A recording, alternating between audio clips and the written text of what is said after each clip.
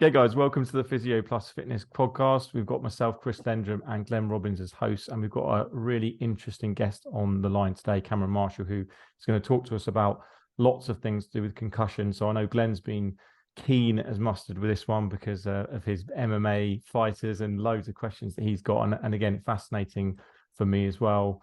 With some of the sports I've played and just in general. And hopefully you guys will really find the podcast interesting as well. So first of all, Cameron, if we could maybe just get a little bit of a background to yourself, maybe how you got into the concussion stuff would be quite interesting. And then we'll go from there. Yeah, sure. I'm from Canada, and I am a chiropractor. And following my chiropractic degree, I did a kind of 2-year sports medicine specialization. And then with that fellowship program, you have to do research. And around that time, there was a really famous hockey player that had a concussion. He was actually getting treated by a chiropractor, and so it kind of sparked some interest in me to say, what the hell does a chiropractor have to do with concussion, right? And it turns out there's a huge amount of overlap with all sorts of physio chiro based things like vestibular rehab and ocular motor rehab and a lot of neck and issues. And so it kind of led me down this rabbit hole, and that became my entire research focus. And I ended up doing some work with John Leddy at the University of Buffalo, and that was my research thesis. And he's really famous in the concussion world. And then from there, I realized going through all this literature that like what we're supposed to be doing in terms of what the science says we should be doing is just not being done. And the reason is because nobody has an education on it. So there's a ton of research that's just exploded since 2010. But if you look back at, the level of education in medical schools and physiotherapy programs, it's basically zero. There was a recent study last year that looked at knowledge in emergency departments across the UK and basically found that they weren't even aware there was any guidelines at all. There was no education for ER docs or anything. So I think the education system is really lacking from that. And so from there, I said, okay, well, we need to have clinics where patients can go, where the clinics know what they're doing, and they just don't exist at this point. And so I started an organization called Complete Concussion Management, with the goal of being able to allow patients to find clinics and clinicians that knew what they were doing. And we focused it all around rehab. So it's all physio, chiropractic, sports medicine based. And now we are expanding to be more multidisciplinary. So we're adding neurooptometry, vision therapy, occupational therapy, mental health, all these components. So basically what we've started now is a multidisciplinary collaborative network that's global. We do concussion training. It's all done online so that we can actually service it. And then we've built some software and technology around it to allow us to work with sports clubs and stuff. We have, sideline testing through applications that connect directly to a clinic so that when an injury happens, it goes directly to that clinic. And so we've built some pretty cool technology around it as well. And so now it's come from, humble beginnings, just interesting, just being interested in concussion to now we're the largest concussion care network in the world. We have approximately 500 locations. We're in 8 different countries. We work with thousands of sports clubs and schools and everything. And we're actually just starting to get going in the UK. So that'll be exciting for you guys. But Yeah, that's it in a nutshell. Yeah. perfect. Okay, cool. Well, I think let's crack on with some educational pieces because I think that is such a good point in terms of the lack of education, and it's certainly not something I was really taught about. It's not something I would say I know a great deal about in terms of treatment. Yet I come into contact with patients who have neck injuries, whiplash injuries, injuries of trauma to the head. Lots of patients with neck injuries that have dizziness, fuzzy thinking, some psychological issues. So, even those that haven't had a loss of consciousness, so obviously potentially dealing with a head injury. So maybe to start with, Cameron, if we could just get your sort of definition. So what would you say for the physios out there? What do you class as a concussion? How can people recognize when someone's dealing with their concussion? The actual definition is pretty straightforward. We used to think of it as, loss of consciousness. Well, if you didn't get knocked out, you don't have a concussion injury. And actually it's pretty straightforward. It's if there is any sign or symptom that could be indicative of a concussion following a mechanism of injury. So the mechanism of injury is acceleration of the head, acceleration or deceleration.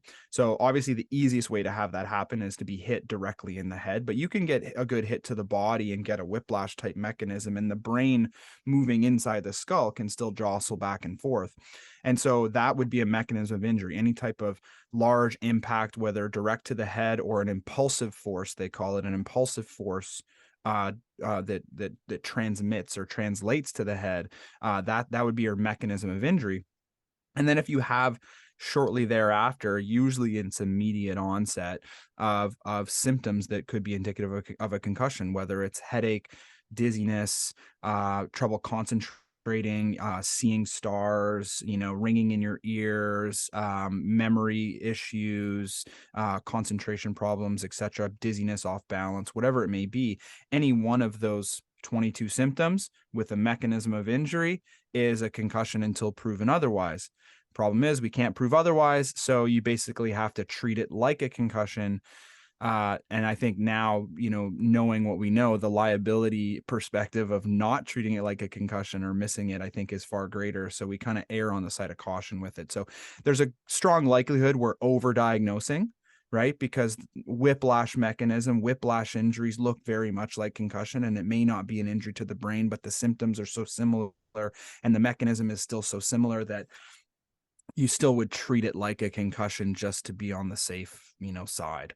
But it's pretty straightforward.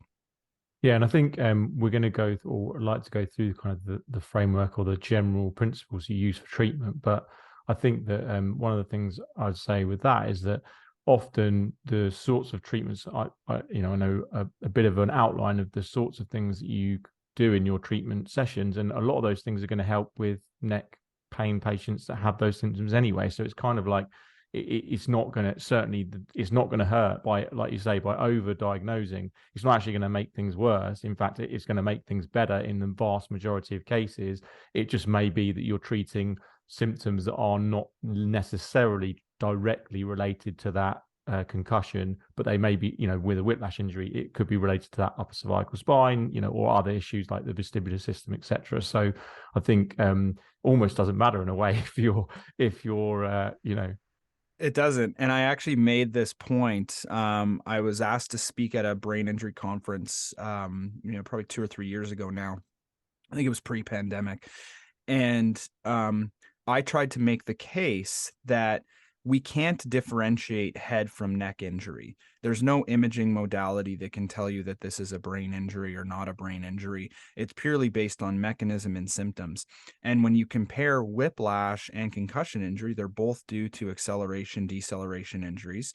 And the symptoms are identical. You can't tell the difference from a symptomatic standpoint. We've done a study on this. I actually did a study on this with John Letty, and it's been published throughout the literature. If you look at whiplash symptoms, you look at, a lot of a lot of work looking at even like ocular motor function after like it's the exact same.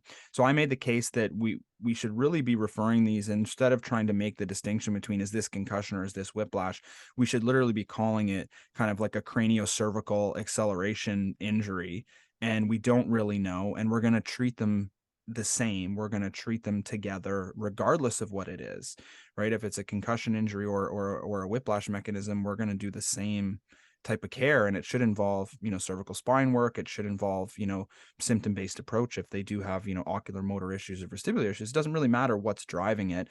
Let's get to the underlying thing and treat it. I think that was something that really stood out to me, because I've attended your workshop twice now. I've found it fascinating. I'd recommend it, and we'll try and link it. If you said to a general physio or chiro, we've got a whiplash patient, they treat them all day long, right? If you say, oh, we've got a concussion patient, most of them would probably try and refer on or not see the opportunity to help. Right. And that was what was a massive eye opener for me, even from your 2-hour workshop online, was that actually a lot of these issues we're very well placed to implement, especially when you started describing about the impact of rehab and exercise. And again, not something that jumped out to me specifically for concussion, but something that we're really well placed to deliver. Yeah, I think that's exactly it. And that's what we're kind of on a mission to do, is the fact that concussion care is so, bad is because of a lack of education, but really people in the general public, but also in healthcare, think that, well, if you have a concussion, you need to see a neurologist. And so you go to your GP, the GP says, oh, concussion, brain, I'm sending you to neurology. You get to neurology and they don't have any real tools they can utilize because the treatment is actually rehabilitation. So the pathway shouldn't be GP neurologist. The pathway should be either immediately to the physio or to the GP, then to the physio, and, co-manage it. The only time you really need to get into the neurologist is if there's actual true neurological impairment. And with concussion, it's a very transient thing. You may have an initial, neurological impairment, but it resolves, within days of the injury. After that, you're dealing with the after effects of it. And the treatment for that is rehabilitation. So it's exercise, right? So you have to put people on treadmills. We have to start ramping up their heart rate. We have to start seeing, at what point is their kind of breaking point, and then we give them an exercise treatment protocol for that. Well, who has treadmills in their offices, right? It's not the GPs, it's not the neurologists, who has treadmills. It's the physios. It's the rehab professionals that are doing this all day long for various types of issues, right? So that's your prime for that. The next piece is, well, there's vestibular issues. Well, who does vestibular? The treatment for it is vestibular based rehabilitation. Well, who does that? Well, it's the physios, and it's ocular motor. And so then it's like, okay, well, there's basic ocular motor stuff you can do, but there's also, neurooptometry and more specialized things that can be added in. And then it's neck, and it's education, and it's getting people moving, and it's getting them back to work. And so it very much takes on the rehab role. And that's kind of our mission, is to get people to understand that when you get a concussion, you shouldn't be thinking neurologist, you should be thinking physiotherapist. And that's just how it is. I was actually a little bit embarrassed. Like the majority of my elite athletes are combat athletes, so either mixed martial arts or boxing. And I've obviously experienced, or not firsthand, but seen them experience concussions. And a lot of the advice is still, don't get hit, obviously, which I think probably is valid for a period of time. And then rest and take it easy, and, almost the opposite to how we should be addressing them, and myself included. I've never thought to get them in and stress test them and give them specific rehab based on that. It was a big eye opener for me. I would say that again. I'd reiterate. Yeah, I mean it's counterintuitive. And we used to do the same thing with back pain patients, right? If you had back pain, the doctor would tell you to go lay in bed. Well, turns out that actually makes things worse. and guess what? Now what do? We get them moving, we get them lifting, we get them doing core strengthening exercises, we do all this stuff. And I think concussion is kind of the pendulum swinging that other way too. It's counterintuitive. We think, well, concussion is a metabolic injury. And so because it affects, the cellular metabolism, and we have this drop in ATP and energy, well, anything that taxes our energy must be bad. Right. And so theoretically, it makes sense. It made sense to get people to rest and do nothing. But, now and this is kind of all credit to John Letty and Barry Willer in Buffalo. These guys were the ones that said, okay, what if we were to get people up and moving? Because we see with stroke and more severe brain injury that actually getting people mobile and active early improves blood flow, improves their outcomes, and does all these great things. And so they kind of applied that to, well, in concussion, we have this dysregulation of the autonomic nervous system. But if you were just to put somebody on bed rest for 2 days, they also will get dysregulation of the autonomic nervous system. So here we are taking somebody with a dysregulated autonomic nervous system and then telling them to lay in bed. Well, guess what? That's a recipe for persistent symptoms, because now you're making things worse. And so they kind of said, what if we were to get these people to exercise? And they couldn't even get it approved by an ethics board, right? So when they first started wanting to look at this, the ethics board wouldn't let them touch anybody in the acute phases. Obviously, they would only let them touch people that were like years out, right? If you're years out and still suffering from symptoms, okay, fine, we'll let you kind of do this crazy trial. And it turns out they had like a 75% recovery rate with just doing exercise alone in people that were symptomatic for years. So then it's like, okay, what if we're to move it back even earlier and earlier and earlier? So it started out as like years later. And then as this is in 2010, by now, the evidence shows that if you start exercise within the first 3 to 4 days, you actually reduce your chance of persistent symptoms by 50%. So now the protocol is not rest and do nothing. It's basically like, okay, take it easy for a day or two, and then we're putting you on the treadmill. And then we're ramping up your heart rate, and we're starting to, push you back into physical activity. And it turns out that it massively improves patient outcomes, like massively, massively, massively. And yeah, so it's one of these things that seems counterintuitive from the physiology, but digging a little deeper, it actually makes a lot of sense and it works. I was going to say about in terms of the physiology, what's the proposed mechanism of effect there in terms of the physiological changes that is helping people with concussion in that situation, if that makes sense? You mean the exercise? Yeah. So, and also, I was going to ask actually just more broadly about concussion in terms of physiologically what happens with concussion, and then what in what ways does the the exercise and the vestibular manual therapy, etc., help physiologically with those patients? So from a physiological standpoint, I mean, we'll go down a rabbit hole now. This is Yeah, really sorry, that's probably it. No, this is good. This is good. From a physiological standpoint, so it's acceleration, deceleration. And we used to think it was the brain smashing up against the inside of the skull and kind of creating a bruising of the brain and, an injury more to the gray matter, which is the outer kind of, cortical layer.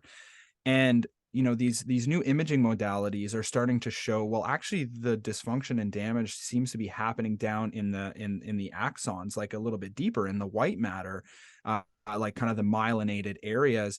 And so, in going through this, realizing that actually it's not the banging of the brain against the skull, it's actually the stretching of the axons as they go through this acceleration, deceleration.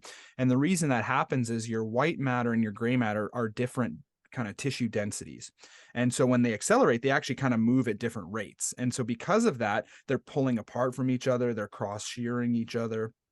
But if you think of your axon like a long kind of tubular structure, inside you have a lot of you have a lot of potassium, you have a lot of sodium and calcium outside of the cell, right? So just kind of going back to intro physiology stuff. And so that is fairly well contained, but it can go through these gated channels and things. Now, the outside of your neuron is actually porous. So when the neuron stretches, the pores open up enough to allow an ion exchange to happen. So in normal physiology, when you're, when potassium comes into the cell and, the other way around, when sodium comes into the cell and potassium leaves the cell, you get this, this depolarization and an action potential. That's how your nervous system works. Well, in a concussion, picture millions of brain cells that all kind of go through this stretch mechanism, get an ion exchange simultaneously, and they all start discharging. So that's all a concussion is. It's not that your brain has been, necessarily damaged or these axons don't rip apart. In more serious brain injuries, they do. So when you get into moderate and severe brain injury and you get actual observable damage on imaging, you actually get kind of a tearing of the axons where you get breakage. But in a concussion injury, everything kind of stays together, which is why imaging, everything looks normal. But in that quick stretch shear, you get ion exchange, you get depolarization, and you get millions of brain cells all at the same time that are basically tricked into thinking they've just received a signal. So they all start kind of firing, right? And this is what causes your initial, they call it the excitatory phase. So boom, hit this excitatory phase, you may see stars, right? You're not seeing stars, you're just seeing discharge of random neurons within, your visual field or your visual cortex. That's causing you to see stars, ringing in the ears, being off balance, confusion. All of these things are just because so much activity is going on that the person can't kind of make sense of their world around them. So that's the initial excitatory phase. With that, when a neuron fires, it releases neurotransmitters. Those neurotransmitters are passed on to the neurons that are, in close proximity. And then if it reaches, a critical threshold, then those neurons will fire and that signal will get transmitted along. These excitatory neurotransmitters, the big one is glutamate. So with all this nerve firing that happens, you get all these things releasing their neurotransmitters. All these neurons are releasing their neurotransmitters. And as they release glutamate into the synaptic cleft, glutamate will propagate the signal, meaning that it'll stay around, right? So it'll keep firing neurons that weren't impacted with the concussion, but they'll start to fire as well. You might even see some people go into kind of this post-traumatic seizure where they'll lock up or they'll start shaking. You might see that sometimes when somebody has a concussion injury. And with that glutamate release, it does a couple things. One, it gets those neurons to fire. But secondly, it also binds to these receptors called NMDA receptors. NMDA receptors basically act as calcium channels. So you have high potassium inside the cell, you have high sodium and calcium outside the cell. So calcium already wants into the cell regardless. So in that initial stretch, you're going to get a bit of calcium coming in. But once the glutamate binds to these NMDA receptors, you get a ton of calcium coming in. Calcium is the biggest problem because what calcium does, calcium really likes the mitochondria for some reason. So calcium has a high affinity for mitochondria. So calcium goes to the mitochondria and it basically kind of floods the system and basically prevents your ability to do oxidative metabolism. So your mitochondria are essentially offline. So aerobic metabolism for your cells, which produces, 34 ATP per molecule of glucose or whatever it is now rendered ineffective. So now you have to switch to anaerobic metabolism where you're getting like 4, right? And so you get this major drop in the production of your ATP. So you're not able to produce ATP as efficiently now. So now all the cells that are impacted are flooded with calcium and they can't make ATP. But at the same time, we've created this ion imbalance, right? We have to get potassium back into the cell. We have to get sodium back out.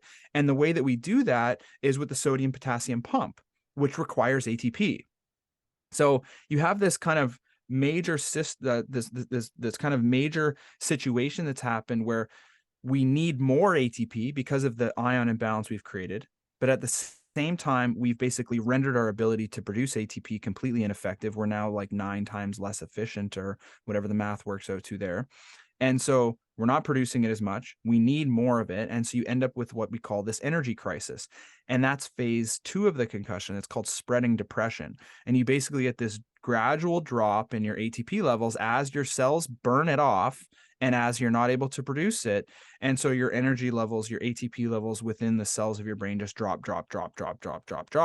And that period of time is kind of the vulnerability phase. And we can talk about that piece later.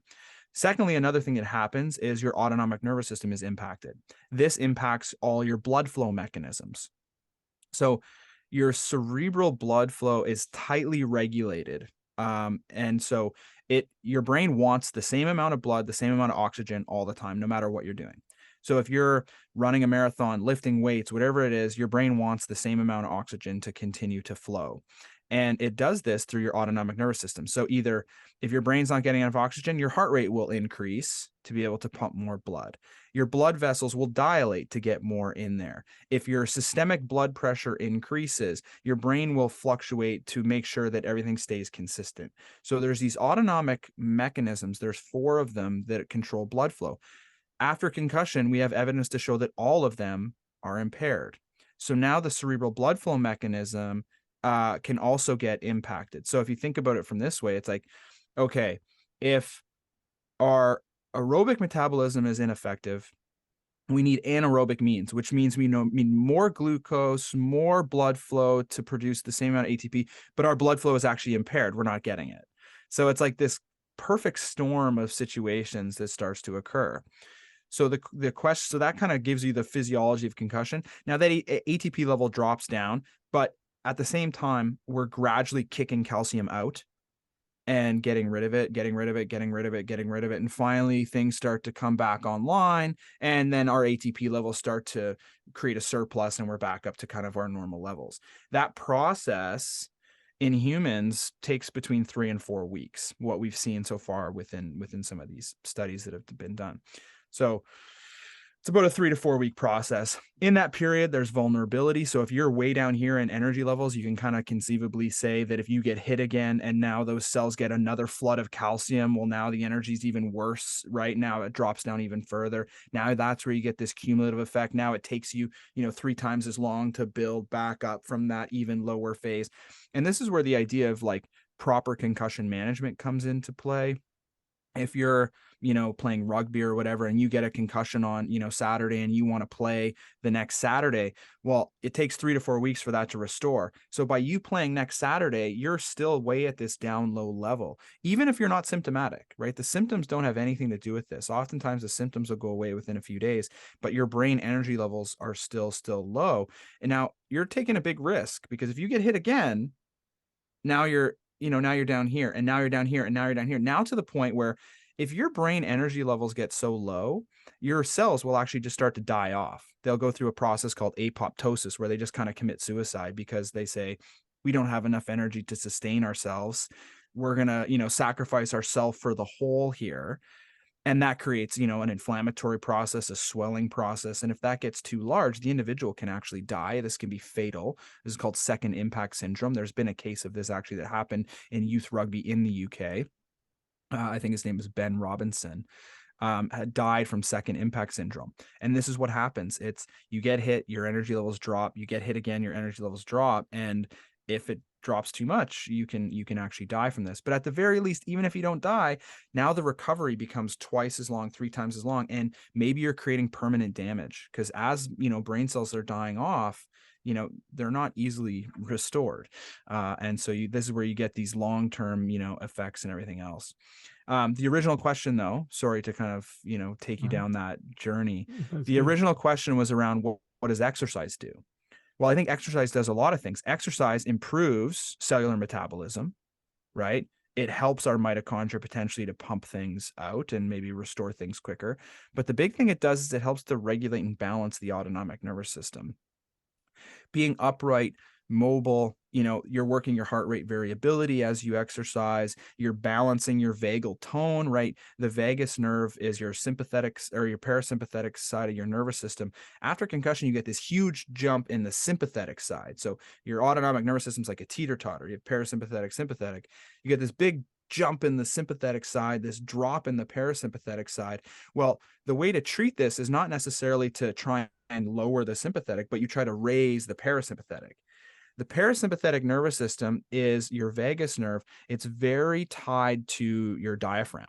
So deep breathing exercises, meditation where you're focusing on the breath, but it's also tied to your vocal cords. So singing, chanting, conversations with friends, laughing, all of these things are good for your parasympathetic nervous system. They help to regulate it. And so socialization is actually good after a concussion, right? We're telling people to isolate and go sit in darkness. That'll just keep their sympathetic side really up, because they're afraid of everything. So getting them into kind of normal society, getting them back into activities, showing them that it's okay, getting them exercising, working their diaphragm while they're doing, some stuff. It's just balancing their autonomic nervous system. A balanced autonomic nervous system regulates cerebral blood flow. By regulating that cerebral blood flow, you're allowing, the proper things to happen. But also, I think there's an element of, metabolic improvement. And there's all sorts of new stuff even happening on like the diet side of things. So this is where another branch of another course that we're building right now is for functional medicine practitioners, naturopathic doctors, functional medicine, because that's the new thing, right? Concussion is not going to be solved with a pharmaceutical, right? It's impacting your physiology with diet and nutrition, right? There's studies on increasing fish oil, creatine. If you have high levels of creatine monohydrate, because creatine, it basically acts as an exogenous ATP. That's why it's good for training and bodybuilding, because it allows you to pump out an extra couple of reps because you have more ATP in the system. Well, ATP is dysregulated. Having high doses of creatine sometimes, and we've seen it in animal studies, can improve concussion outcomes, right? We haven't done a lot of human studies on it yet, but like the physiology is promising. Another one is magnesium. Not a lot of athletes, because when you sweat, you drop magnesium. What magnesium does is it actually acts as a plug in the NMDA receptor. So if you have adequate stores of magnesium, calcium can't bind, or sorry, the glutamate can't bind, and the calcium can't get in as well. So most people are deficient in magnesium. It's one of those things that you almost have to supplement with. It's been kind of leached out of our farming practices by, like, just monocropping and everything. And magnesium is one of the nutrients we've really lost in this, but it's also something that you sweat out a lot. So particularly athletes are very deficient in magnesium. Most people are deficient in magnesium. So a low level of magnesium, when a concussion happens, it allows more glutamate to flood, or more calcium to flood in. But adequate levels of magnesium may actually be almost preventative, not from the concussion happening, but just improving your recovery, because not as much, mitochondrial dysfunction happens. So there's a big kind of component now happening on the kind of naturopathic, gut health, gut brain axis. That's all tied to autonomic function. It's tied to hormones. It's tied to all this stuff. So concussion really touches everything, which is like the really interesting thing about it all. Anyway, I went on forever there. No, it's good. That's good. What was the just out of interest in the animal studies with the creatine? What was the dosage that they used in those studies? Do you know? I don't know. I don't know what the dose. I don't know what the dosage was that they used. These are a few years old. I know that there was human trials happening, but I think it depends on what the individual was doing. Like if they're already dosing with creatine, I think they just kind of keep their dose. I think that if they're not, though, if they're kind of net new to creatine, you would start with kind of a loading dose. Like I think you do like the 20 grams for a few days, and then to drop it down to 5. But yeah, again, don't quote me on that, but I think that's the idea from a protocol perspective. That's typically that's what I've read in terms of just more from a lean muscle mass point of view and strength building, just 20 grams for 4 or 5 days, and then basically 5 grams a day. Or I think a lot of people have just said if you just take 5 grams a day, you'll probably be fine as well. Obviously, if with a concussion, maybe you'd want that loading dose just to kind of get it into the system a little bit more. But yeah, that's interesting. And then the other question I had before Ben jumps in as well, I'm sure with a few questions, is that 3 to 4 weeks that you mentioned then, and the fact that there's not symptoms. So what would you say in terms of people who, so when, is there a way of knowing, obviously with your protocols there may be, but is there a way of someone knowing when they are able to go back? Or should it be a case that, okay, if it takes 3 to 4 weeks where the brain is in that state of fatigue, where if you get a secondary concussion, it's going to be potentially quite damaging, then should we not be doing anything after a concussion? Not doing anything, but should we not be doing sports where there's a potential for a concussion for 3 to 4 weeks? Or is it a case of going through that protocol, and if you're hitting certain markers, then you can go back to sport? I mean, this one is one that is a really tough one, because the thing is, if you make it a protocol in sport that anytime you get a concussion, you're going to be out for 3 to 4 weeks, athletes will stop reporting. Yeah. And that, I think, is the problem with having an arbitrary time period. And I shouldn't say arbitrary, because I think the time period makes sense. The issue is that if we make that part of the protocol, right? And I know they've tried to do this in soccer, and I think rugby as well. Sorry, football for you guys. They've tried to kind of institute in some leagues where it's like, okay, if you get a concussion, you're out for 3 to 4 weeks. That's just it. You're 21 days. That's it. And it makes a lot of sense physiologically, and I know why they do it. But the problem is, athletes, we have a hard enough time getting athletes to report if they think they're going to miss a week or a game. And so I think what that does potentially is actually makes the problem worse, because they're out. The other thing to consider is not just using symptoms, but there's functional measures that can be done to look at somebody's function, whether it's neurocognitive testing or balance testing on force plates or reaction time and ocular motor tracking. And there's a lot of these concussion tools that are coming out. So a lot of people will be familiar with the SCAT. The issue with the SCAT is that it's very basic. And the evidence shows that it normalizes, 2 to 3 days after injury. And so a lot of people think you need these tests to make your diagnosis. And you really don't, because the number one predictor of the SCAT kind of outcome and whether or not it can categorize somebody as concussed or not, like the accuracy of SCAT diagnosis, like 80% of it comes from the symptoms, right? The rest is very negligible. So you don't actually necessarily need to run somebody through a scat if you're suspecting they have a concussion, because if they report symptoms, that's it, right? Your diagnostic criteria is a mechanism of injury and any one of those symptoms, and that's basically it. So as long as you kind of know they have symptoms, you don't need to run them through the scat. The important part about doing something what's called a baseline test is like having information on somebody when they're healthy is not to make your diagnosis, but it's actually at the back end. When the symptoms go away, now let's see how your function is, right? Oh, your reaction time is still slow, your balance is still impaired. So I know that you feel better, but you're not actually recovered yet. And the magic really in that strategy comes in the tools you pick. If you're going to use the scat, you're missing it completely, because the scat normalizes before the symptoms go away. The average symptom duration is 7 to 10 days. The average normalization of the scat is 48 to 72 hours. So what's the point of even doing it? You don't necessarily need it on the sidelines, and it's not going to be effective for you as making a return to play decision. So what would work? Well, we know that putting somebody on a force plate and actually looking at their postural sway actually normalizes around 3 to 4 weeks. Perfect. Fits with our physiologic recovery, and it's a more objective way.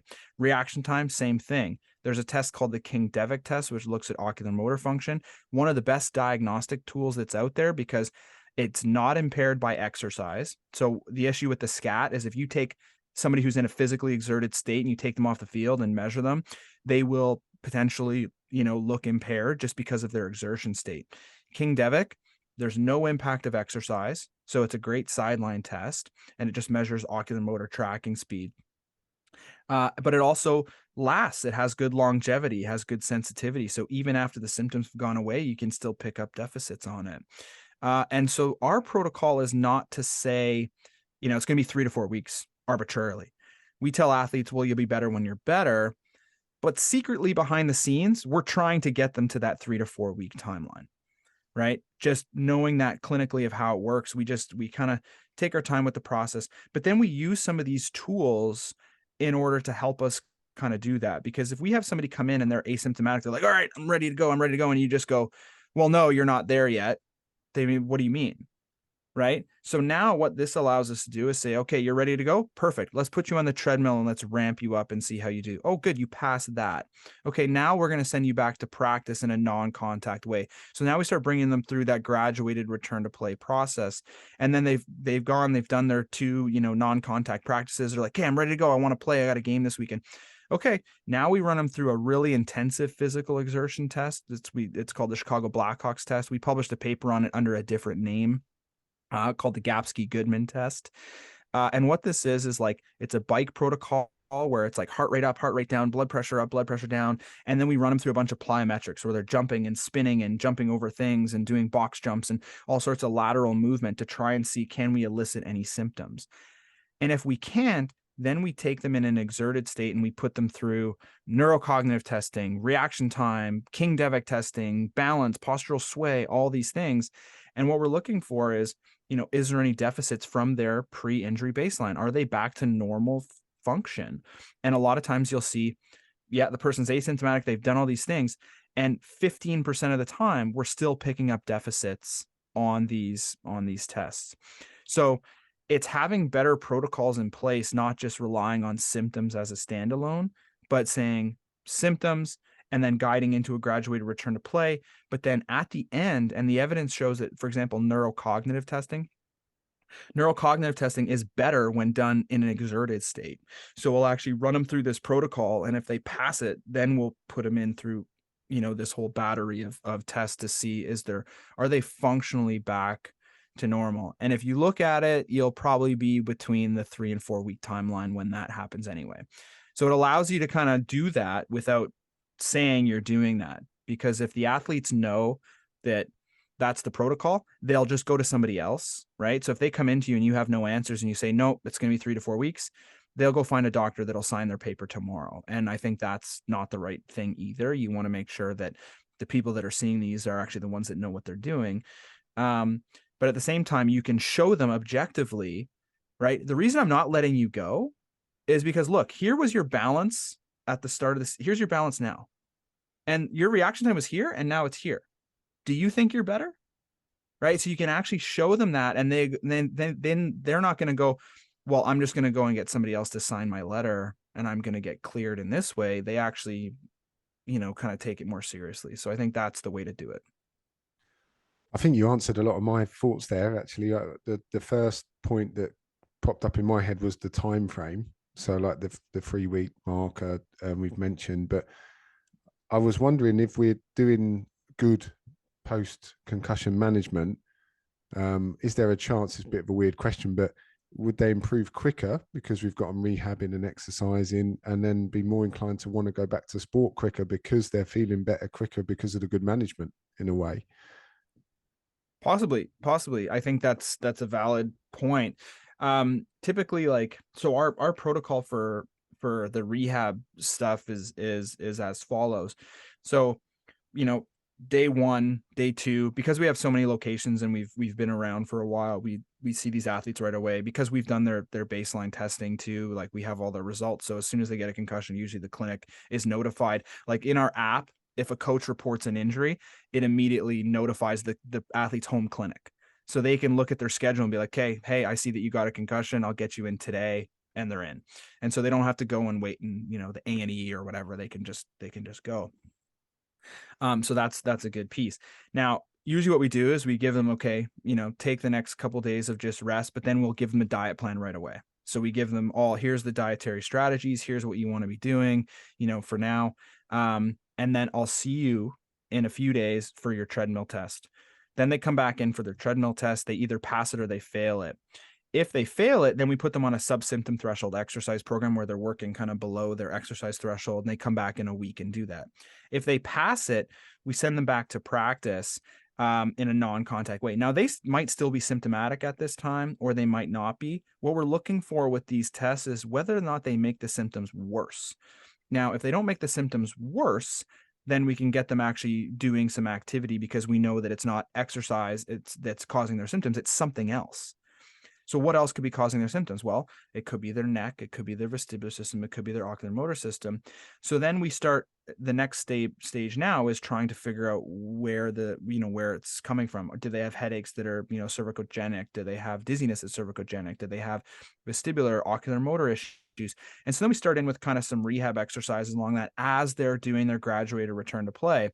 So it may be speeding up concussion recovery in a way, but ultimately the clinician is responsible for knowing where they are in their timeline and going, I'm not going to necessarily rush this. Like, I put you on your treadmill and then I'm going to book you in for a week from now to retest it. So that automatically gives you a week. And so it's just playing with your appointment times to make sure that you're getting out there. But whether or not they're symptomatic or not, it's the functional piece that you're going to be comparing to eventually anyway. And we only do that at the end. So they have to have gone through all these phases, which they've had to have appointments for, which can be spaced out by however long you as the clinician deem to be an appropriate spacing. So, yeah. I think the second part as well is, if we are managing them well and using rehab and maybe supplementing with creatine and having various strategies concurrently, is there any evidence that we can reduce that vulnerability stage, or is that still just a physiological time frame that takes 2 to 3 weeks to clear, if you like, in terms of what's going on at a cellular level? The thing is, we don't really know. We haven't done that work yet. We don't know if we could potentially actually reduce that period of vulnerability. I think that would be huge if we could. Like, for example, if we were to do it's hard to do kind of a randomized trial, especially in humans, because you can't be like, hey, you're in the concussion group, go in this room and get punched in the face, and then you're, and then you're out.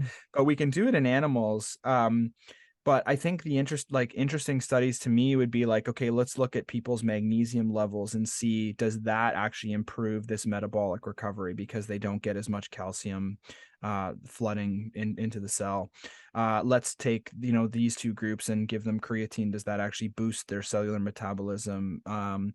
let's give these people, high dose fish oils and get them doing exercise. And, what's the effect of exercise actually looking at the metabolic recovery? Because what we've done is looking at exercise from a symptomatic recovery. And we've also looked at it from an fMRI standpoint, which shows, improvement in brain network connections. But brain network connections are influenced by a bunch of things like how much pain you're in or how much anxiety you have. And so it's heavily symptom driven anyway. What I would like to see is the research around, and for some reason this research isn't being done a lot, but there's a technology called magnetic resonance spectroscopy, and that's how they've been able to look at these ATP levels. Now, I've talked to it's an MRI technology, and I've talked to some radiologists, and they said it's complicated to actually run a spectroscopy type series. It's not something that's routinely done clinically, and it's only a research tool.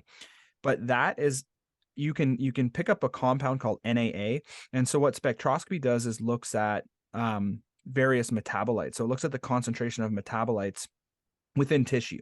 So you can pick a spot in the brain and you can look at a bunch of different things. There's one thing that it picks up called NAA, N-acetyl aspartate, and it is a correlate of ATP. So it's made by the same processes. It goes through like acetyl-CoA factors. And so when ATP drops, NAA drops. When ATP goes up, NAA goes up. So you can actually look at what ATP is doing by looking at NAA. And this imaging modality has been used in research, and that's how we've picked up this 3 to 4 week timeline. And there was a lot of work that was coming out of this group in Italy, and they actually did a study finding that there was a group of 6 individuals in their study that decided they weren't going to wait for the full study protocol to be over. They went back and played their sport and they ended up getting a subsequent concussion. And this is how we know now that if you get a concussion within that window, then your recovery now goes from, your symptoms now last, between 50 and 60 days. And your NAA recovery, your ATP recovery, and now goes from 3 to 4 weeks to 3 to 4 months, right? From 90 to 120 days. So we've seen some of these studies, but for some reason they've just trailed off into no man's land. But what I'd like to see is, what does exercise do to NAA levels? Like if we're doing are we actually speeding up the metabolic process, or are we just helping people symptomatically because we're getting improved blood flow and things like that? But the metabolic issue is still going to be a thing. What happens if we give people certain dietary things? What happens if we look at them on spectroscopy? Are we actually improving metabolic recovery? Because I think that would be an absolute, game changer. If you could get every athlete with adequate magnesium levels, and every athlete with, hammering fish oils and creatine, and what do we do to that recovery process? Do we eliminate, the need for any time off? Those are the types of things that would be really, really interesting to see, because maybe maybe the initial injury is just this quick electrical storm, but we're not getting the calcium flood, which means we don't get the ATP drop, which means you don't get vulnerability at all. Because it seems to be that drop in ATP that puts us in the vulnerable state. And if that ATP gets too low, we create permanent damage. Well, if we could find a way to keep that ATP elevated, maybe you just go through this quick 5-second, whoa. And as things even out, maybe everything is okay then, right? And so that's kind of the interesting piece about that metabolic side that we just don't know yet. And so right now, I think you have to take the 3 to 4 weeks. But hopefully in the future they keep doing this work to figure that out. I guess the difficult guess the difficult thing with that as well would be thinking about, because even if it did biologically or physiologically have that effect on ATP, it's hard then to know if a second, like the studies, in terms of the subjects you'd have to have 2 concussions, it's very difficult to then know, even if the physiological markers come down, whether that second concussion would actually still give a much prolonged rehab period. Because even though those biological markers might be down, there still could be some vulnerability there that made it, the recovery was longer. And then it's like the amount of subjects you need who are in that really, really small percentage of people who'd had the injury, had implemented these strategies to get those biomarkers down, but then had another concussion. It's a hard study to do, or it's a hard thing to do. But I guess if you can prove that those biological markers are causative of those symptoms, and then you can prove that these strategies do reduce those biomarkers, then logically it would make sense that there's going to be a correlation there between better recovery. Quick question before Glenn jumps in, because I know he's got another question, but I was going to ask, you mentioned about the 3 to 4 weeks and doing the tests, the protocols that you do based on a baseline. But if you have patients, for example, who you haven't seen before, which a lot of physios obviously will encounter, how do you manage that in terms of, because you're not going to have a baseline of before the concussion, if that makes sense? Yeah, no, that's a great question. So if you don't have it, you don't have it. And that's basically, you're left with it. So some people will say, well, do we still test them at the end? And the problem is you could, but it's not going to mean anything to you, right? Like if I test your balance and your postural sway is 350, okay, great. I don't know if it's normally 100 and 350 is too wide. I don't know if it's normally 350 and you're back to normal. So to me, it just doesn't make sense to even bother. Like I just don't bother with a lot of it. There's some symptom-based stuff that you can do. There's a protocol called the VOMS protocol, which is a vestibular ocular motor screen. And essentially what you do with that is you do a pre and a post. So you ask them right now, before I do this on you, if you were going to rate these 4 symptoms, so it's headache, nauseousness, dizziness, and fogginess, those 4 symptoms you rate 0 to 10. Okay, right now as you sit there, and then I'm going to do a test on you. So the first one is smooth pursuits. And then after I get you doing this tracking, I say, okay, headache, dizziness, nauseousness, fogginess, 0 to 10. And I'm looking to see if any of those provoke symptoms. And so it's smooth pursuits, it's saccades, horizontal and vertical, where you just start looking up and down, up and down, up and down. And then there's VOR, where you're looking at a point and turning your head side to side or up and down. And I'm asking you after each of those, basically if it's provoking your symptoms. So that one you don't need a baseline for, but it has found to be fairly good as a diagnostic aid in the event you don't have a baseline, because it's able to separate who has a concussion and who doesn't have a concussion. And so it's something I will do after we do our Chicago Blackhawks test. If I don't have a baseline, I'll say, let's run them through a VOMS. We do have now within our app, so inside our concussion tracker app, so if anyone goes to the app store and just downloads concussion tracker, we actually have a free baseline neurocognitive test on there. And with that, there's a way to see, even without a baseline, whether or not somebody still is showing signs of impairment. And the way that you do that is there's 2 reaction time tests, and there's a bunch of other tests in between. And so if somebody has cognitive impairment, they tend to fade over time. And so what you're looking at is a comparison between their SRT1, so simple reaction time 1, versus SRT2, simple reaction time 2. And if their SRT2 is significantly slower than their first reaction time, you can make the assumption that potentially there's a lot of cognitive load that's happened in there that's taken it out of them. And so there's things you can do if you don't have a baseline. It's not as good. But so I'll still do some of the things that we know has some evidence around it. We'll kind of administer those as part of our protocols. But really we're trying to kind of get people to do the baselines. That's the best way. I guess if you're looking at you don't have that baseline, you're still able to do the treadmill test for exercise, because you can look at symptom provocation, like you say, like doing a treadmill test where you're just looking at their ability to exercise without symptoms, and then you can obviously set that as a marker. And if they then improve, then you're improving those symptoms. Same thing with vestibular, same thing with neck. You can assess their neck, you can assess the vestibular system, and if they're not doing well with those tests and they've got symptoms, and then you know that that's something you can work on to hopefully improve, and then improve those symptoms. Now, again, like you say, some of the tests maybe not as good because you obviously don't have a marker, like they say with the postural sway, for example. But with other things, it can just be very much a symptom provocation, like you said before, with all those systems, and not just the exercise, but exercise, vestibular, the oculomotor. So looking at those things, does it provoke symptoms? And I guess that gives you maybe then some focus on where your treatment would be based on where they're failing the most, if that makes sense. Yeah, you do all that regardless of whether you have a baseline on them or not. We're kind of taking them through the process and making sure, because we only will retest their baselines if their symptoms are gone 100%. Yeah. Their symptoms are gone, and we won't even run them through the Blackhawks test unless they're completely asymptomatic and they're like going, okay, I'm chomping at the bit here, I'm good, I'm 100%. If they say, well, I'm about 90%, we say, okay, well, tell me when you're 100%, because then we'll actually run you through the return to play clearance testing.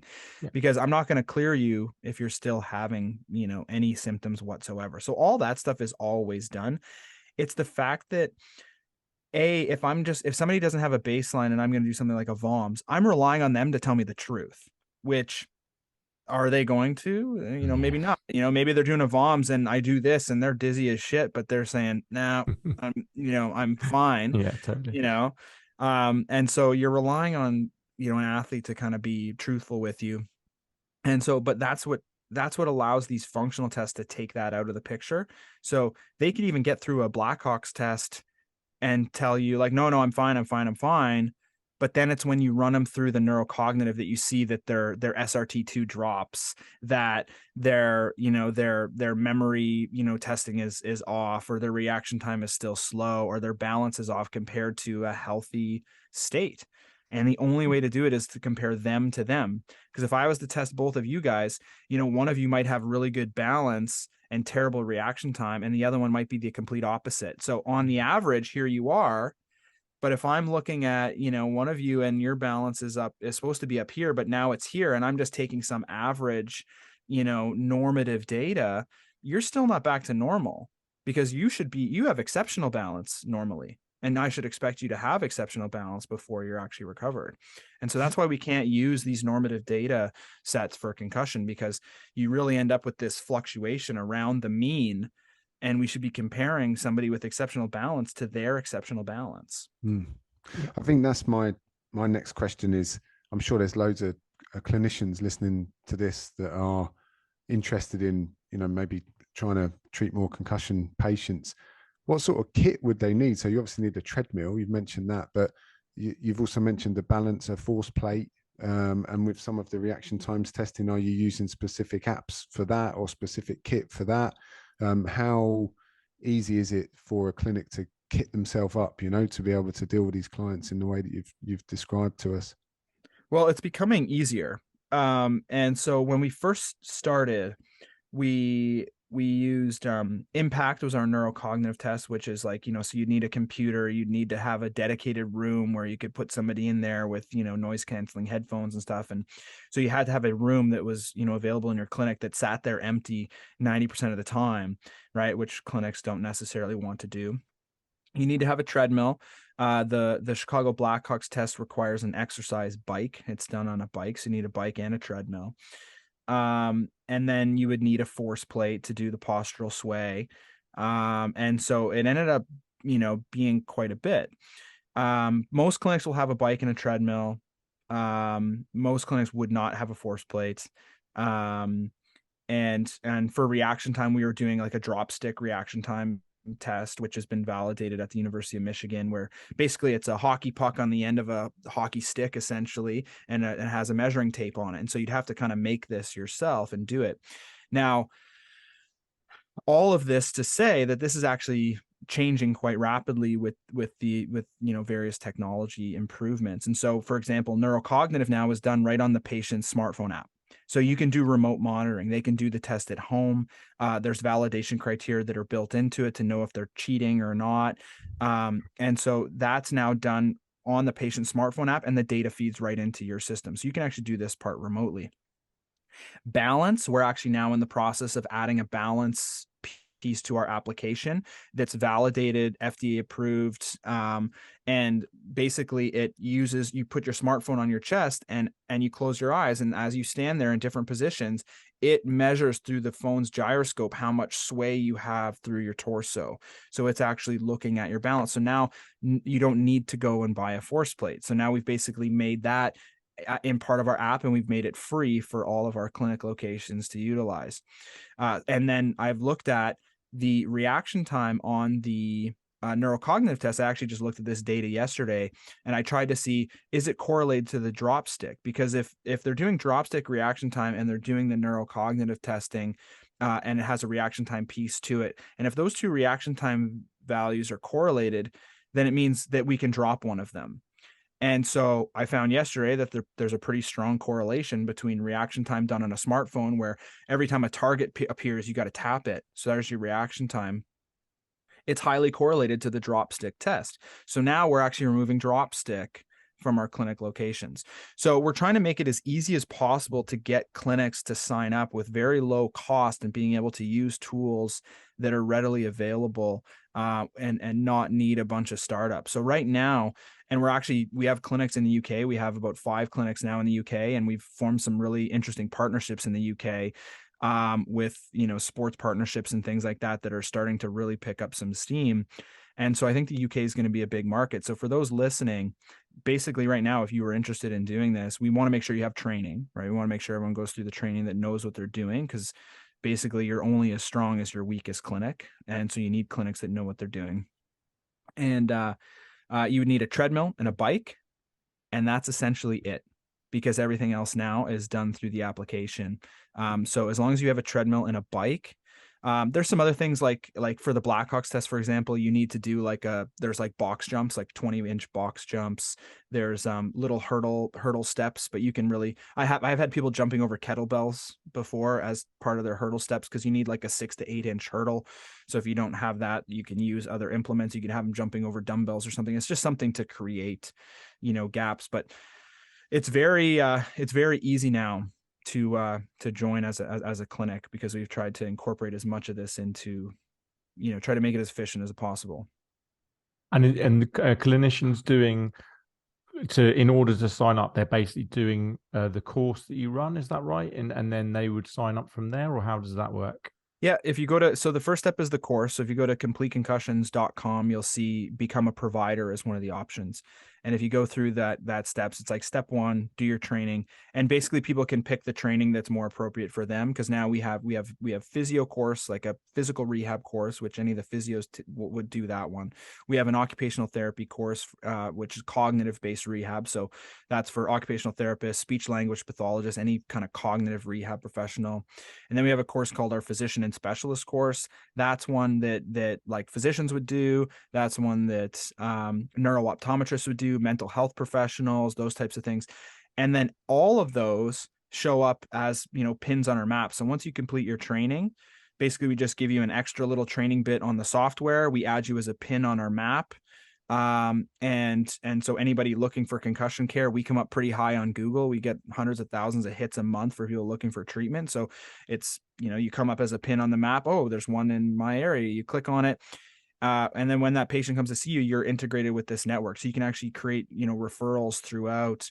And I was talking about a partnership with Love of the Game, and they're a UK based charity organization that's around rugby. And they've been in the process now of they set up 12 regional concussion centers. And those regional concussion centers are at, various universities, Cambridge and Oxford and that type of thing, where they're in these big kind of neuro departments. So with a partnership with Love of the Game, those neuro facilities are going to be using Complete Concussions software. So they're now part of our referral network. They're going to be going through our training process as well. But then as we set up these clinics kind of around the UK, they work as a feeder system for these neuro clinics. So now you're integrated with these neuro clinics. So we're creating an ecosystem throughout the UK. We have another partnership that's forming with a group called Podium Analytics. They have an app. They have a smartphone application for sports injuries. Complete Concussions, our app, is basically the plug-in for concussion. So they have partnerships with the FA, they have partnerships with, I think they have like 3,000 sports clubs now using their apps, as well as private schools and stuff. And it's an injury reporting tool for all kind of youth sport. And so anytime somebody hits head injury, it's actually the Complete Concussions app. So they can do neurocognitive testing that compares directly to the athlete's baseline. And then when an injury happens, it pulls up all the Complete Concussions affiliated locations. And it's like they're using our app, but they're not. So we've created these partnerships in the UK, which are really actually starting to kind of pick up some steam there. So I think it's going to be a really big thing over there. So cool. And then in terms of the one sort of final thing or thought I had was just, you mentioned there that the different clinicians and different sort of info and courses that you run. So in terms of a physio, if they've done the training and they're kind of managing someone, what are the kind of things that we should be looking out for that are kind of like, hang on a sec, like this maybe needs to be seen by another clinician, or it needs to be referred on because something just isn't right here? yeah, there's a few different things, but really, like anything, you're looking for those kind of red flags, right? So if somebody comes in and, you're suspecting that, they may have had a stroke, or they might have a brain bleed or something along that. Usually the concern is in the acute phases. Somebody's got a concussion, they've come to see you, it's been, 24 hours, and they're starting to slur their speech, or you're seeing facial drooping or things, they fail their cranial nerve screen, they have numbness, they have, you do a visual tracking and their eye doesn't move laterally. Okay, there's a cranial nerve issue here. Then those would get referred on. Usually in that acute phase, you're sending them to the A&E because they need to get a CT scan to see, what's going on. Do they have, observable damage? Do they have, a bleed, or, those types of things. In the chronic phases, these things are less concerning, right? Like you're not going to see that type of stuff because they're months and months out. It's not like they have a brain bleed that's been sitting there for months, right? Like these are things that are in the very acute phases that you got to be concerned of. In the more chronic phases, it's like, okay, does this person have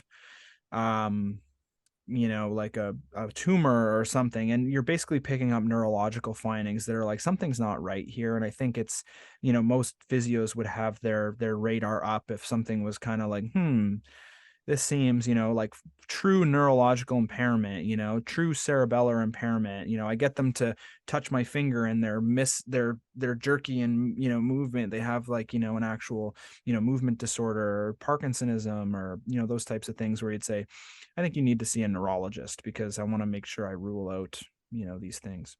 Yeah. And then I guess that also there's a mental health piece to this as well, isn't there? Because I think I've seen a few of your posts on social media that sort of says after concussion, there is a more of a prevalence of other, more long-standing mental health disorders, or there can be. And therefore people, I guess, need to be on the lookout for that and signpost if people are going through those issues as well. Yeah, big time. Mental health is a huge one. A lot of it can be helped just with education. For example, we have a program we've started for patients online. When the pandemic hit and clinics shut down, we started this program called the Concussion Fix, and it's just an online educational program for patients. So people that have persistent, ongoing symptoms, they haven't been able to get help anywhere they are. We have a bunch of people from the UK actually, because they can't find help, and they'll join this online program, and we just teach them, okay, here's what a concussion is. This is what's happened to your brain. Your brain isn't damaged, right? It went through this temporary metabolic thing. Now, if you have persistent symptoms, it's no longer brain injury. And that's something we didn't really touch on, but basically you get this concussion, it's a temporary drop in energy, and that restores. Some people are asymptomatic within the first week and symptoms are not reflected by that ATP drop, right? But the same thing is true the other way, where you could have a full restoration of your ATP levels after 3 to 4 weeks, but you're still symptomatic beyond that.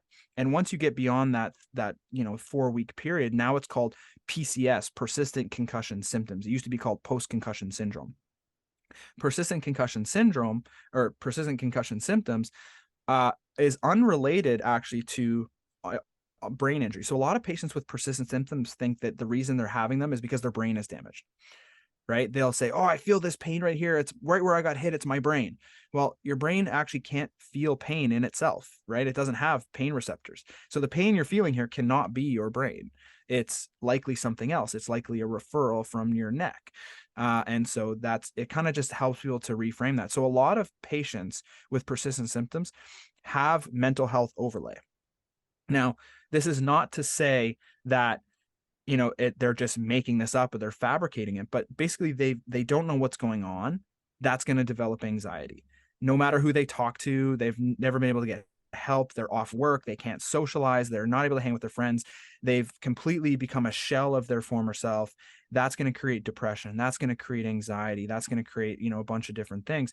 Those conditions, the symptoms of those look exactly the same as persistent concussion symptoms. I can't focus. I can't concentrate.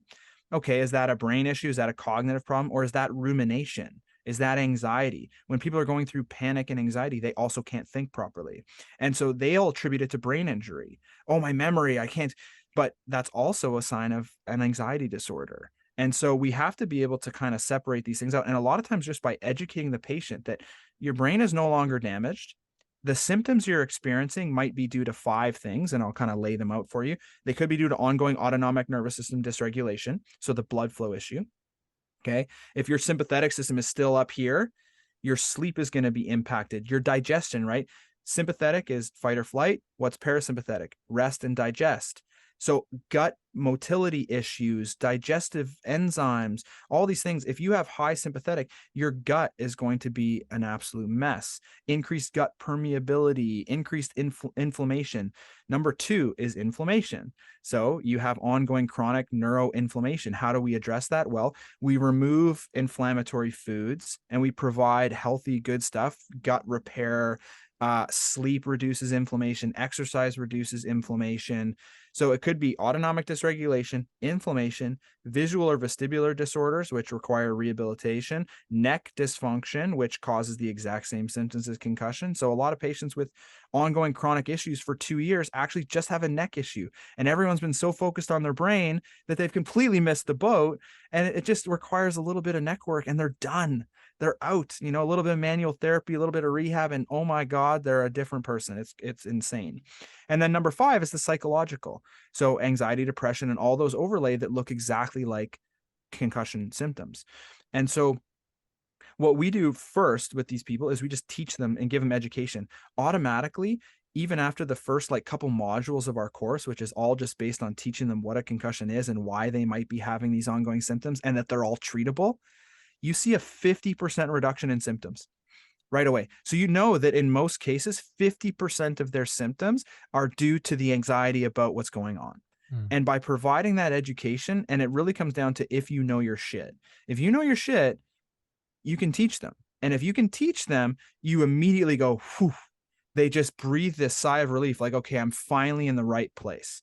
And that's why it really separates who is good and who is not. It really comes down to how confident you are in what you're doing.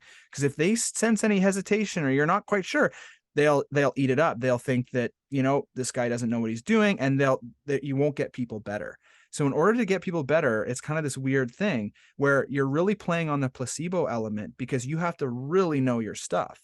Because then you can drop them right down immediately off the hop, gain their trust, and everything you do after that will just build and compound because you're getting them exercising, you're getting them moving, you're balancing the autonomic nervous system, you're teaching them how to do these things. They start eating healthier. They start remove all these foods that are keeping their gut dysregulated, sleeping better, and away you go. So on the mental health side, education can go a long way.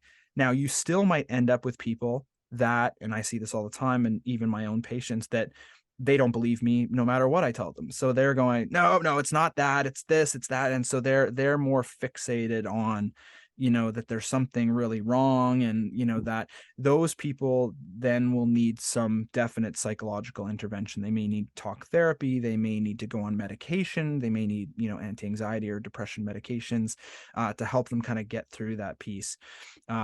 And I've seen that in a ton of patients. There's one case I'm thinking of right now where this guy, months and months and months and months. And I kept saying, I think you have underlying, condition. I think you have mental health issues. I think you have either anxiety, depression, whatever. Anyway, he finally lets his doctor convince him to put on antidepressants. 2 weeks later, I see him, his symptoms are 0. He's like, oh my God, I'm 100%. And this is after months and months of me trying to convince him that he needed to address it from a different way.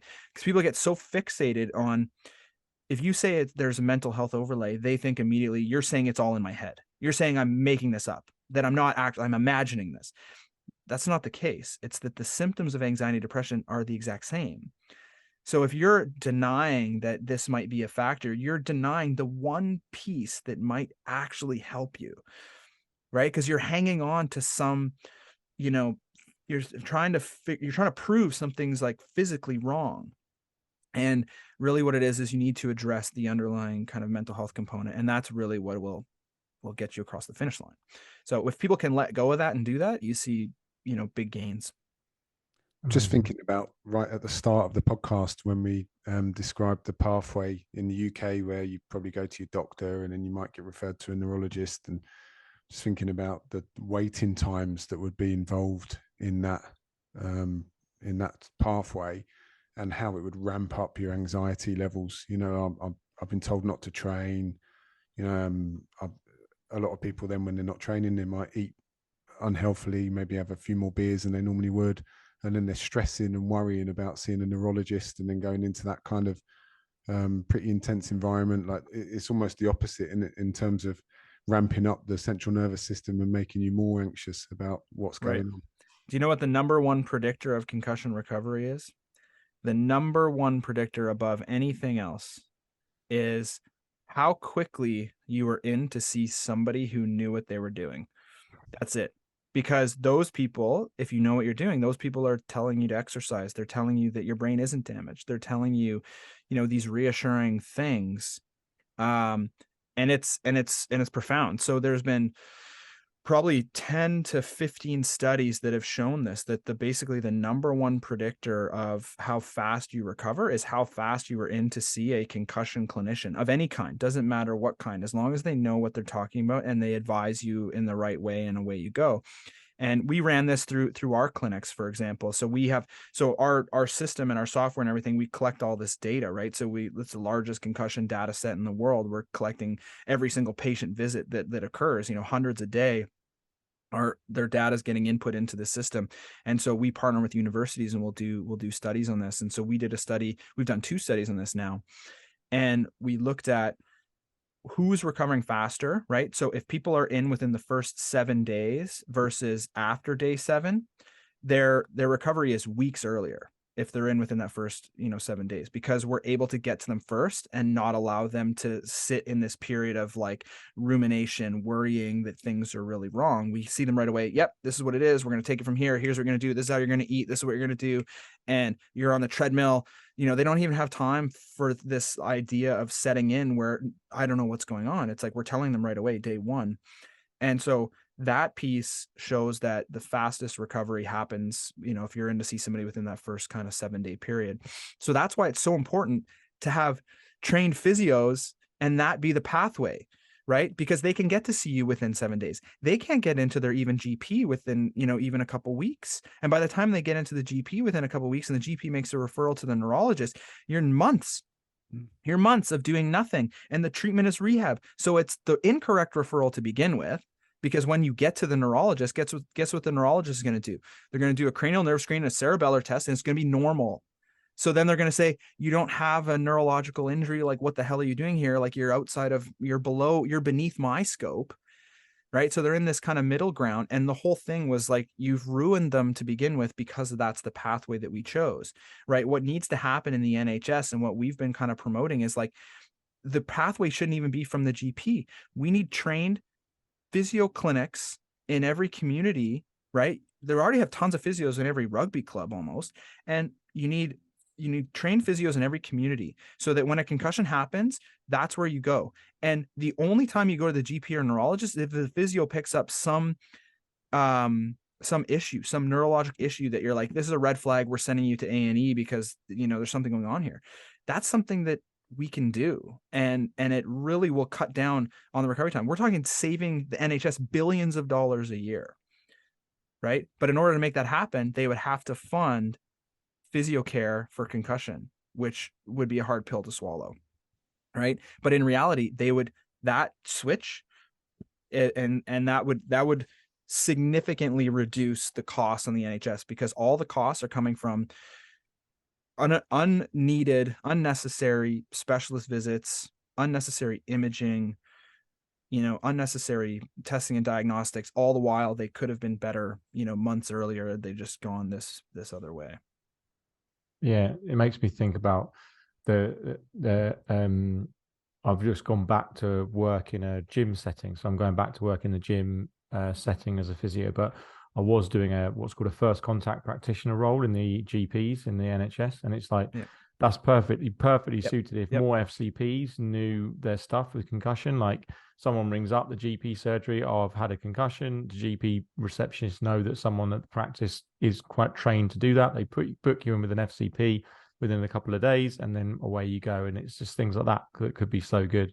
Yeah. So that's our sorry, excuse me. That's our model. That's our idea right now is through our partnership with Love of the Game, trying to move the needle on that. Will the NHS cover training for the FCPs? Because I think you're right. That's the way to go. Just from an initial consult perspective, you're right there, you're located. And whether or not the FCP has the bandwidth to actually be the one to do the entire management process, right. But then what happens is you just refer to one of the other physio clinics within your community that's also trained, right? So they come in, they see you, you can run them through the whole thing.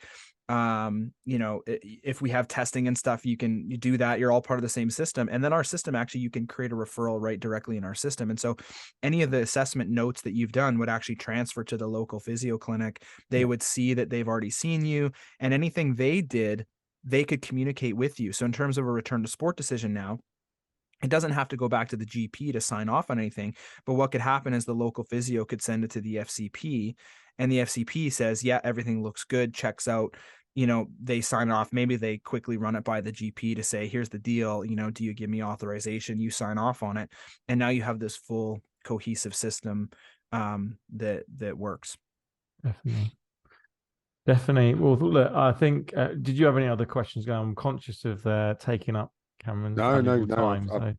But no, it's been all day, but it's been brilliant. Yeah, fantastic. Yeah, absolutely fascinating. I think you just said there, I think the UK needs a lot more education, and it's something that me and Glenn are both looking into ourselves, because I think we're fascinated by the topic and think, obviously Glenn has facilities at his private practice. I now work back in Nuffield Health in one of their gym sites, which has obviously got all the equipment. So I think it would be good to join the team, boys. Join the team. Yeah, exactly. We need to get join involved, the team, because it's as I say, it's fascinating, and it's definitely not something that's well managed, I wouldn't say, in the UK. And so yeah, in terms of people, obviously you mentioned the website before, but in terms of your socials and stuff, Cameron, where can people go to check out the course or to look at it if they're interested? Yeah, if you go to completeconcussions.com, and you'll see that we have our courses, and also there's a little button there that says become a provider. If you go, you can even see our map. So if you click on the map, you can see the locations that we already have, and you could chat with them if you want to see about how it works and stuff. But you can also just message us on our social media. We mostly play on Instagram at Complete Concussions is the Instagram. If you want me directly, at concussion_doc. So concussion doc is my handle. We post a bunch of stuff on YouTube if you want more stuff on YouTube, our channel Complete Concussions. But yeah, those are the main places. Brilliant. Well, yeah, once again, thank you very much for your time today.